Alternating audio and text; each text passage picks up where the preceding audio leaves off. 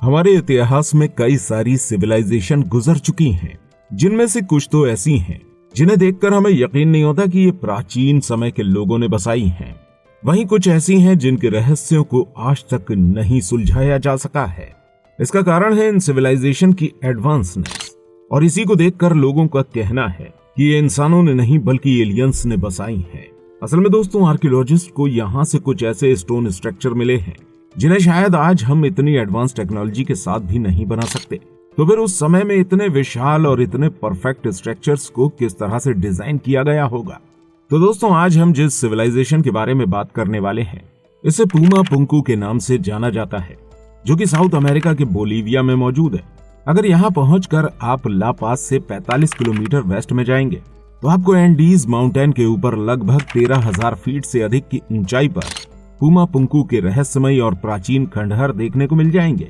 दोस्तों, यहाँ पर पाए जाने वाले मेगालिथिक स्टोन्स को हमारे प्लेनेट के सबसे बड़े स्टोन बताया जाता है, जो कि 26 फीट ऊंचे है। साथ ही साथ इनका वजन भी लगभग 100 टन है। यहाँ चौंका देने वाली बात यह है कि आखिर आज से हजारों साल पहले और 13,000 फीट की ऊंचाई पर इन पत्थरों को यहाँ कैसे लाया गया होगा। यहाँ मौजूद इन पत्थरों की संख्या 1-2 नहीं है, बल्कि सैकड़ों की संख्या में यहाँ स्टोन्स बिखरे पड़े हैं। और इन्हें देखकर सभी का कहना यही है कि इन्हें बिना किसी एडवांस टेक्नोलॉजी के इतनी ऊंचाई पर पहुंचाना नामुमकिन है।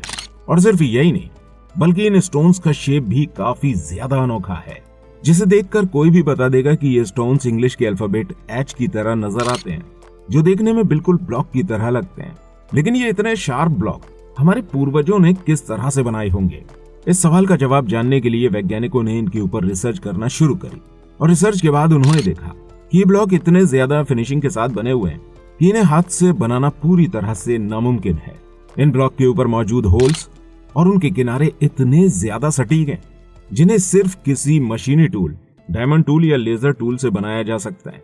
इनकी एडवांसनेस को देखकर हमारे सामने एक बार फिर से यही सवाल खड़ा हो जाता है कि क्या आज से हजारों साल पहले हमारे पूर्वज हमसे भी ज्यादा एडवांस हुआ करते थे?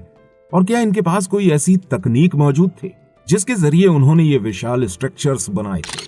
जब यहाँ और रिसर्च की गई तो वैज्ञानिकों को पूमा पुंकू से आधा किलोमीटर दूर एक गुमनाम सिविलाइजेशन भी मिली, जिन्हें उन्होंने तिवांकू नाम दिया। वैज्ञानिकों का कहना था कि तिवांकू और पूमा पुंकू में रहने वाले लोग एक ही सिविलाइजेशन के हुआ करते थे। वहीं कई सारे लोग ऐसे भी हैं जिनका मानना है कि तिवांकू को एलियंस ने बसाया था और एलियंस ही यहाँ रहते थे। और दोस्तों, ऐसा कहे जाने का कारण यह है कि तिवांकू के अंदर काफी बड़ी संख्या में पत्थरों की ऐसी दीवारें मौजूद हैं जिनके ऊपर अलग अलग तरह की कलाकृतियां देखने को मिली हैं। उनके ऊपर जो संरचनाएं उभारी गई हैं वो बिल्कुल एलियंस के जैसी लगती हैं, लेकिन वैज्ञानिकों को ऐसा कोई क्लू नहीं मिला जिससे ये पता चल सके कि आखिर इन दीवारों पर ये अजीब तरह की आकृतियां किसने बनाई। इस जगह ये विशाल स्ट्रक्चर जिस तरह से बिखरे पड़े हुए हैं, उन्हें देखकर साफ जाहिर होता है कि किसी प्राकृतिक आपदा या महाप्रलय ने इसे पूरी तरह बर्बाद कर दिया। और यही वजह है कि पूमा पुंकू आज भी वैज्ञानिकों के लिए एक रहस्य बना हुआ है। अभी वैज्ञानिक इसके रियल स्ट्रक्चर को नहीं जान पाए, और किसी को नहीं पता है कि आखिर ये कैसा दिखता था और असल में ये कैसा था और इन्हें बनाने का मकसद क्या था।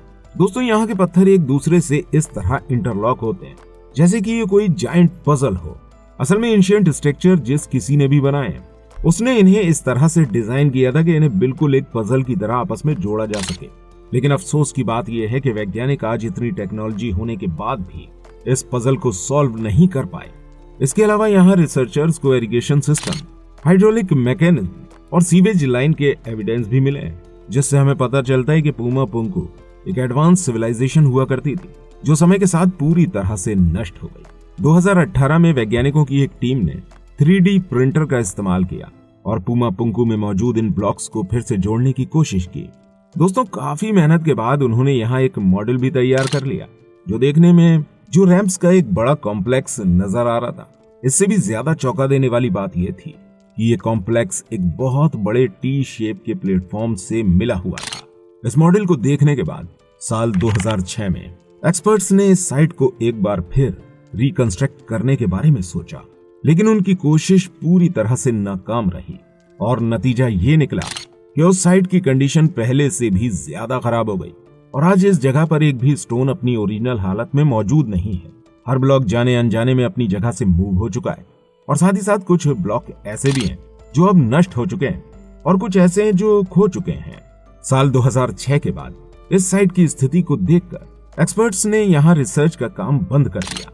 लेकिन फिर नवंबर 2017 में वैज्ञानिकों की एक और टीम इस साइट पर पहुंच गई और यहाँ मौजूद इन स्टोन्स के ऊपर एक बार फिर से रिसर्च करना शुरू कर दी। उसके बाद उन्हें पता चला कि यहाँ पाए जाने वाले कुछ stone blocks red sand stone के बने हुए हैं और दूसरी तरफ वो ब्लॉक जो एच शेप में बने वो वोल्केनिक स्टोन्स हैं। इन पत्थरों के रहस्यों को जानने के लिए इन लोगों ने यहाँ से कुछ सैंपल इकट्ठे किए और उनके ऊपर रिसर्च करी और रिसर्च के बाद जो चीज सामने आई उसने सभी को हैरान करके रख दिया, क्योंकि दोस्तों सैंपल के अंदर देखा गया कि इन स्टोन्स में एक खास तरह का मैटर मौजूद था और मैटर का वोल्केनिक स्टोन के अंदर होना इम्पॉसिबल है। इससे पहले सबको लग रहा था कि ये स्टोन बोलीविया के किसी वोल्केनो से निकले, लेकिन जब साल 2017 में रिसर्च की गई और वहां से सैंपल इकट्ठे किए गए और उनकी माइक्रोस्कोप से स्कैनिंग करी गई तो सभी को काफी ज्यादा हैरानी हुई, क्योंकि इन स्टोन्स की सरफेस पूरी तरह से फ्लैट थी और इनके ऊपर कोई पॉलिशिंग का निशान भी नहीं था। इसके अलावा ना ही इस पर कोई घर्षण या काटने का निशान मौजूद था, बस इसमें कई सारे छोटे छोटे होल्स थे जिनका डायमीटर 0.5 से 1 mm था और इनकी गहराई 0.2 से 0.5 मिलीमीटर थी।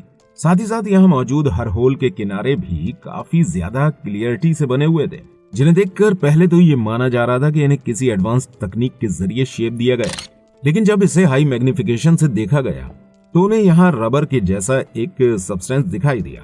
दोस्तों जब इस सब्सटेंस की जांच की गई तो पता चला कि ये कार्बन बेस्ड ऑर्गेनिक मैटर है जिसके अंदर कार्बन, नाइट्रोजन और मिनरल्स बहुत ज्यादा क्वांटिटी में है।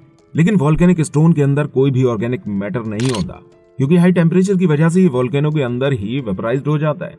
इस रिसर्च के बाद वैज्ञानिक इस नतीजे पर पहुंचे कि पुमा पुंकू में मौजूद सभी स्टोन आर्टिफिशियल हैं, जिन्हें किसी इंसान ने ही तैयार किया है और ये इंसानों के द्वारा ही बनाई जाने वाली चीजें हैं। इन सब चीजों से ये बात तो क्लियर हो जाती है कि पुमा पुंकू को किसी ने भी बनाया हो, लेकिन इसे बनाने वाले लोग काफी ज्यादा एडवांस और हमसे काफी ज्यादा आगे थे। इस जगह पर वैज्ञानिक अभी भी रिसर्च कर रहे हैं और ये जानने की कोशिश में लगे कि आखिर ये जगह असल में कितनी पुरानी है। दोस्तों सिर्फ पुमा पुंकू ही नहीं, बल्कि इसके अलावा भी हमारी दुनिया में कई सारी ऐसी जगहें हैं जहां जाने पर आपको अजीबोगरीब स्टोन स्ट्रक्चर्स देखने को मिल जाएंगे, जिनके रहस्यों को जानने की कोशिश तो कई सालों से की जा रही है, लेकिन अभी भी हम उनके बारे में ज्यादा कुछ नहीं जान पाए हैं।